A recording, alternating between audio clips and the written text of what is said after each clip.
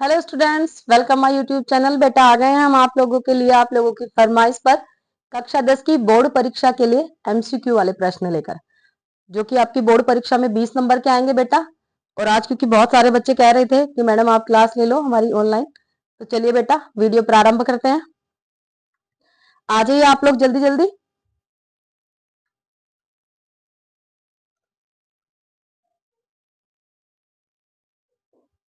चलिए बेटा जल्दी जल्दी आ जाइए।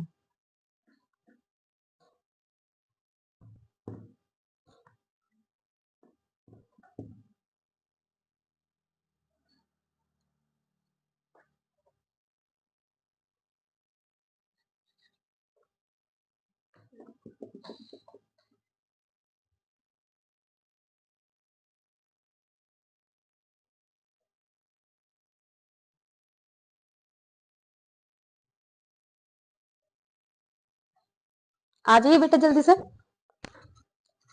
इसमें एक और है 10th क्लास का ग्रुप, उसमें भेज दे।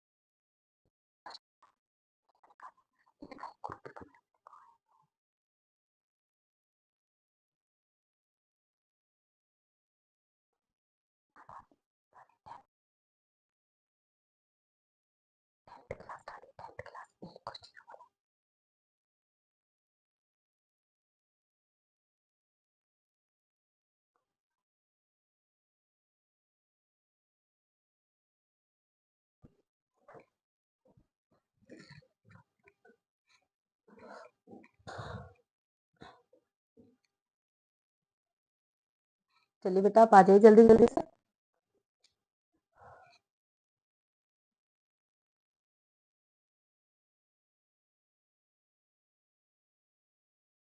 मांग पर, जिससे कि आप लोग जल्दी से आए और जल्दी से हमें ज्वाइन करें। ये आपके प्रश्न बेटा 20 नंबर के प्रश्न आते हैं आपके, जिसमें कि आपको एक ओएमआर सीट दी जाती है। उसमें आपको इन प्रश्न के आंसर फिल करने होते हैं। और करना क्या होता है बेटा, उसमें ऐसे ऐसे 4 गोले बने होते हैं, ठीक है। 1 2 3 4 ऐसे करके 20 तक क्रम होता है। और सबके आगे 4 4 ऐसे गोले बने होते हैं, ठीक है। ये गोले बने होते हैं ऐसे। और ऊपर लिखा था ए बी सी और डी। अगर पहले का बी सही है तो आप इसे गोल कर देंगे, दूसरे का ए सही है तो आप इसे गोल कर देंगे, इसे फिल कर देंगे मतलब। और तीसरे का अगर सी सही है इसे फिल कर देंगे, चौथे का ए सही है तो इसे फिल कर देंगे। पूरा गोला आपको ब्लू कर देना है, ब्लू या ब्लैक जो भी आपका टीचर क्लास में कहे उससे। ये पूरे 20 नंबर के प्रश्न आपके इसी तरह से आने हैं, ठीक है। मुझे नहीं पता कि आप लोगों को इसकी प्रैक्टिस कराई गई है नहीं कराई गई है, इसलिए मैंने आपको ये बना के दिखाया। इसी तरह का फॉर्मेट वाला आता है, ठीक है। ये आपको 4 5 6 7 8 9 10 ऐसे करके पूरे 20 आएंगे। 10 इधर और फिर 10 इधर आएंगे, वो आपको पूरे करने पड़ेंगे, ठीक है। चलिए आप हमारे साथ आंसर भी दे सकते हैं, ठीक है। नमस्ते बेटा, चलिए देखते करते हैं बेटा। डॉक्टर राजेंद्र प्रसाद को भारत के किस सर्वोच्च सम्मान से अलंकृत किया गया? देखिए बेटा, चार विकल्प आएंगे, इसमें भी जैसे हमने चार विकल्प, पूरा पेपर का पैटर्न नहीं है, चार विकल्प दिए हुए हैं। ए भारत रत्न से, बी पद्म भूषण से, सी पद्म विभूषण से और डी ज्ञानपीठ से। देखिए बेटा क्लास जल्दी से शेयर कर दीजिए और जल्दी जल्दी आ जाइए ताकि मुझे भी पढ़ाने में थोड़ा मन लगे कि हाँ मेरे बच्चे जिन्होंने मुझे बोला था मैं आ गए हैं, और बाकी बच्चों को जिन्हें मैंने क्लास शेयर किया वो सभी आ जाइए बेटा। तो चलिए करें। डॉक्टर राजेंद्र प्रसाद को भारत के किस सर्वोच्च सम्मान से अलंकृत किया गया था? अलंकृत मतलब उन्हें क्या, कौन सा सर्वोच्च सम्मान प्रदान किया गया था? तो बेटा किससे किया गया था? वो था भारत रत्न। डॉक्टर राजेंद्र प्रसाद को भारत रत्न से अलंकृत किया गया था। ठीक है। प्रश्न संख्या 2, अगर आपको आंसर आता है बेटा आप आंसर दे सकते हैं। राष्ट्रीय कवि कहा जाता है, अब राष्ट्रीय कवि किसे कहा जाता है? चार विकल्प है। ए सुमित्रा नंदन पंत को, बी सूर्यकांत त्रिपाठी निराला को, डी राम नरेश त्रिपाठी को, सॉरी सी राम नरेश त्रिपाठी को और डी मैथिली शरण गुप्त को। तो देखिए बेटा राष्ट्रीय कवि मैथिली शरण गुप्त जी को कहा जाता है। जब मैथिली शरण गुप्त जी ने साकेत लिखा था, कौन सा लिखा था? साकेत। साकेत नाम का इन्होंने एक काव्य लिखा था, महाकाव्य। तो इन्होंने उसे महात्मा गांधी जी को पढ़ने के लिए दिया था। महात्मा गांधी जी उन दिनों कहीं जा रहे थे, तो महात्मा गांधी जी ने वो जो काव्य था वो ट्रेन में बैठकर पढ़ा था, और उसे पढ़ते पढ़ते महात्मा गांधी जी ने कहा कि हमारे देश में इतने अच्छे अच्छे कवि हैं जिन्हें राष्ट्रीय कवि की उपाधि दे दी जानी चाहिए, और तब से वो मैथिली शरण गुप्त जी को राष्ट्रीय कवि कहने लगे। तो मैथिली शरण गुप्त जी को जो राष्ट्रीय कवि की उपाधि दी थी किसने दी थी? महात्मा गांधी जी ने दी थी। तो राष्ट्रीय कवि बेटा किसे कहा जाता है? मैथिली शरण गुप्त जी को कहा जाता है। आ जाइए बेटा जल्दी से, ऑप्शन डी, वेरी गुड, ये डी दिया है इन्होंने, आदित्यम जी ने डी आंसर दिया, बिल्कुल सही है। प्रश्न संख्या 3, सुभद्रा कुमारी चौहान का काव्य संग्रह है। चार विकल्प है बेटा। ए मुकुल और चित्राधार, बी उन्मादिनी, सी बिखरे मोती और डी इनमें से कोई नहीं। तो देखिए बेटा सुभद्रा कुमारी चौहान का जो काव्य संग्रह है वो है बिखरे मोती। ठीक है, सी विकल्प आपका बिल्कुल सही है, आंसर हो जाएगा आपका सी। प्रश्न संख्या 4, रामधारी सिंह दिनकर को किस रचना के लिए भारतीय ज्ञानपीठ पुरस्कार दिया? पहले तो आप ये देखिए बेटा ज्ञानपीठ पुरस्कार किसके लिए दिया जाता है? ज्ञानपीठ पुरस्कार हमारे संविधान में जो 22 भाषाएं हैं उनके लिए दिया जाता है। ये ऐसा नहीं है केवल हिंदी भाषा के लिए दिया जाता है, जितनी भी भाषाएं हैं बंगला, उड़िया, असमिया, कश्मीरी, उर्दू, हिंदी, अंग्रेजी, सबके लिए जो भी मतलब जिस भाषा में जो भी कवि अच्छा और उत्कृष्ट कार्य करता है उसे ज्ञानपीठ पुरस्कार से नवाजा जाता है। ठीक है।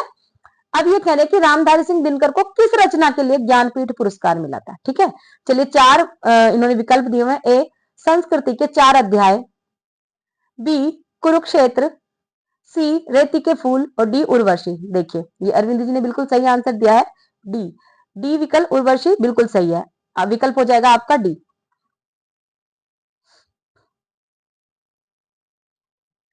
प्रश्न संख्या 5, मुक्तिदूत खंड काव्य में कितने सर्ग है? देखिए बेटा 10वीं क्लास कक्षा को मैं एक बात बता दूं, इस मुक्तिदूत से लेकर हमारा प्रत्येक स्कूल का एक अपना अपना खंड काव्य होता है। जैसे मैं जिस स्कूल में जाती हूँ वहां पे मातृभूमि के लिए, ठीक है, तो वैसे ही मुक्तिदूत भी कई स्कूलों में चलाए जाते हैं, जिले के हिसाब से होता है। तो पेपर में सभी जिलों का जो खंड काव्य होता है वो दे दिया जाता है। तो आपको इतने सारे प्रश्न देख के कंफ्यूज नहीं होना है, आपको केवल जो आपके स्कूल में खंड काव्य पढ़ाया गया हो आपको केवल उसी खंड काव्य के बारे में लिखना है। ठीक है बेटा, जैसे किसी किसी स्कूल में मुक्तिदूत पढ़ाया जाता है तो आप मुक्तिदूत के बारे में लिखेंगे। जैसे जहां मैं जाती हूँ मुजफ्फरनगर जिले में, यहाँ पे क्या पढ़ाया जाता है? मातृभूमि के लिए पढ़ाया जाता है, तो आप मातृभूमि के बारे में लिखेंगे वो बच्चे जो मुजफ्फरनगर जिले में रहते हैं। ठीक है, तो हाँ अब प्रश्न पे वापस आते हैं। मुक्तिदूत खंड काव्य में कितने सर्ग हैं? चार विकल्प है। ए 4, बी 5, सी 6 और डी 7। तो बेटा मुक्तिदूत खंड काव्य में कितने सर्ग है? 5 सर्ग है। ठीक है, बी विकल्प आपका बिल्कुल सही है, आंसर हो जाएगा बी। देखिए बेटा ये जो आपके 20 प्रश्न आने हैं, ये प्रश्न आपके काव्य में से 5 आपके आएंगे किस में से? गद्य में से।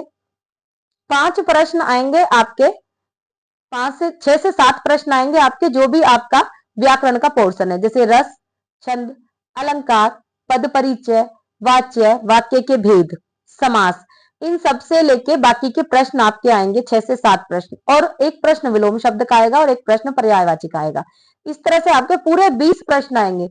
और अगर आपने ये 20 प्रश्न पूरे सही से किए तो बाकी प्रश्न जो कि आपको लेंथी लिखने हैं उन्हें भी इतने बड़े मत लिखना कि आपका पेपर ही छूट जाए, तो आपके पूरे मार्क्स आने के चांसेस हैं बेटा। ठीक है, इसलिए हम आपको इन प्रश्नों की प्रैक्टिस करा रहे हैं। चलिए, हाथ में कमल लिए बुद्ध का चित्र किस गुफा में चित्रित है? 4 विकल्प है। ए बाघ की, बी अजंता की, सी एलोरा की और डी एलिफेंटा की। तो बेटा हाथ में कमल लिए बुद्ध का चित्र किसमें है? अजंता की गुफाओं में चित्रित है। ठीक है, बी विकल्प आपका बिल्कुल सही है बेटा, आंसर हो जाएगा आपका बी।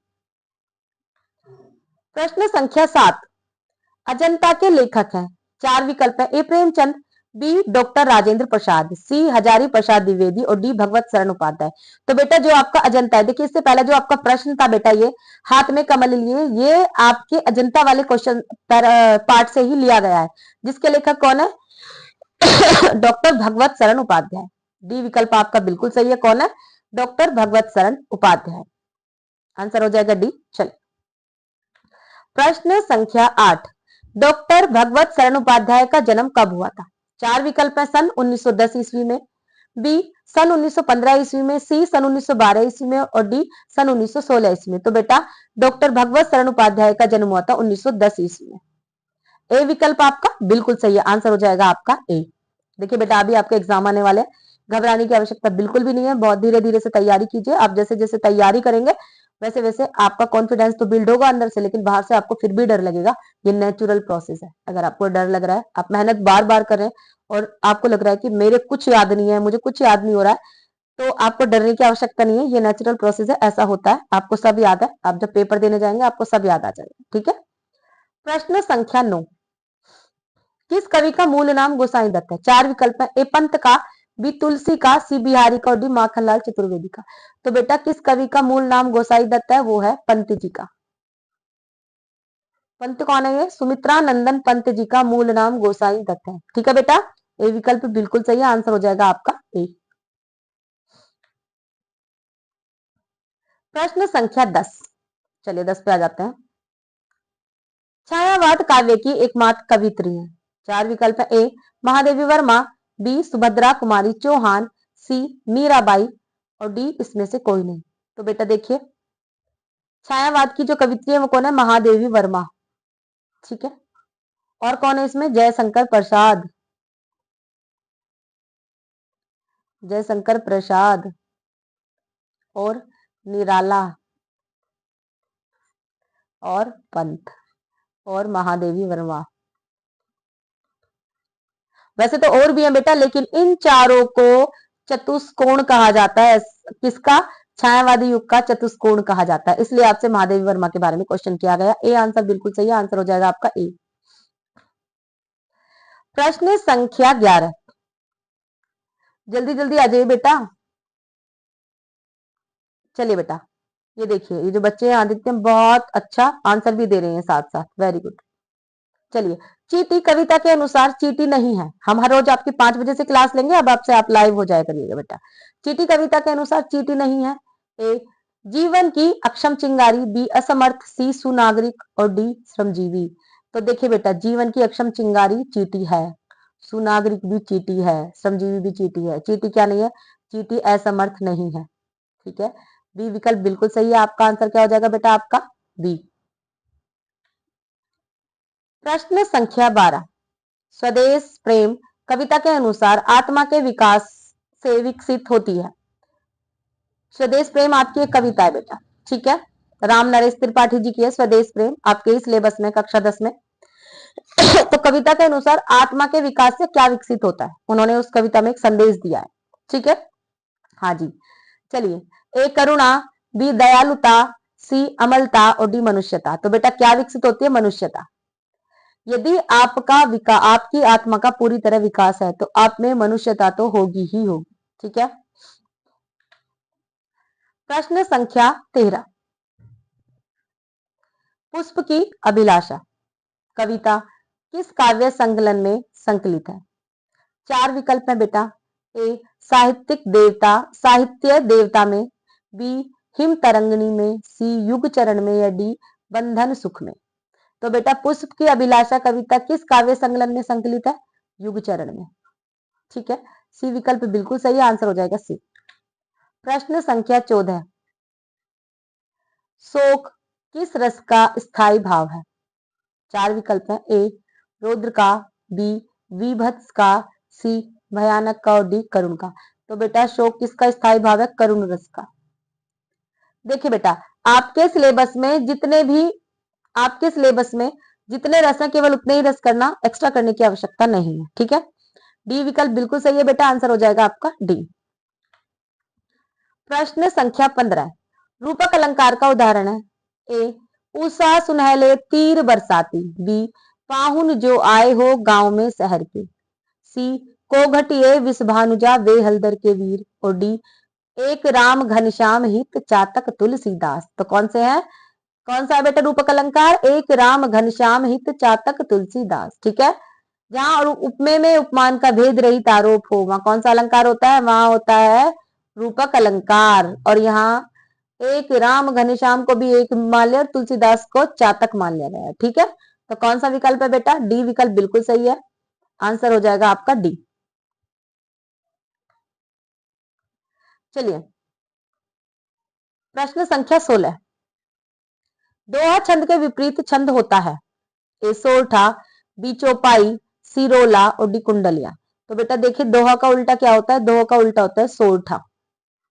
ठीक है, ए विकल्प बिल्कुल सही है, आंसर हो जाएगा आपका ए। प्रश्न संख्या 17 वाक्य के कितने अंग होते हैं? 4 विकल्प है। ए 2, बी 3, सी 4 और डी 5। तो देखिए बेटा वाक्य के 2 अंग होते हैं, कौन कौन से? एक होता है ध्येय, दूसरा होता है विधेय। ध्येय को बेटा हम उद्देश्य भी कहते हैं। ठीक है, ध्येय विदेश्य या फिर उद्देश्य और विधेय होता है। जैसे मैंने कहा राम खाना खाता है, तो इसमें ध्येय क्या है? उद्देश्य क्या है इसमें? राम। ठीक है, और ये बाकी जो बचा है ये क्या हो जाएगा? विधेय। ठीक है, तो वाक्य के कितने अंग होते हैं बेटा? 2 अंग होते हैं। ए विकल्प बिल्कुल सही, आंसर हो जाएगा आपका ए। प्रश्न संख्या 18 तद शब्द का पुल्लिंग एक वचन रूप है। 4 विकल्प है। ए स, बी ए तद, सी तत् और डी सा। तो बेटा तद शब्द का पुल्लिंग है सा। ए विकल्प बिल्कुल सही, आंसर हो जाएगा ए। प्रश्न संख्या 19 चंद्रशेखर स्वपितु नाम किम अकथयत। आपको याद है जब चंद्रशेखर को, संस्कृत का आपका चैप्टर है, जब चंद्रशेखर आजाद को जेल में लेके गए थे और उनकी पेशी हुई थी वहां पे जज के सामने, तो जज ने उनके पिता का नाम पूछा था, तो वो वही पूछना चाह रहे हैं कि उन्होंने अपने पिता का नाम क्या बताया था। ए स्वतंत्र है, बी परतंत्र है, सी भारत है और डी स्वाभिमान है। तो क्या क्या था उनके पिता का नाम? स्वतंत्र है। ए विकल्प बिल्कुल सही, आंसर हो जाएगा ए। प्रश्न संख्या 20 सुवचनेन की वर्धते। ए राग है, बी गुण है, सी मैत्री और डी विश्वास है।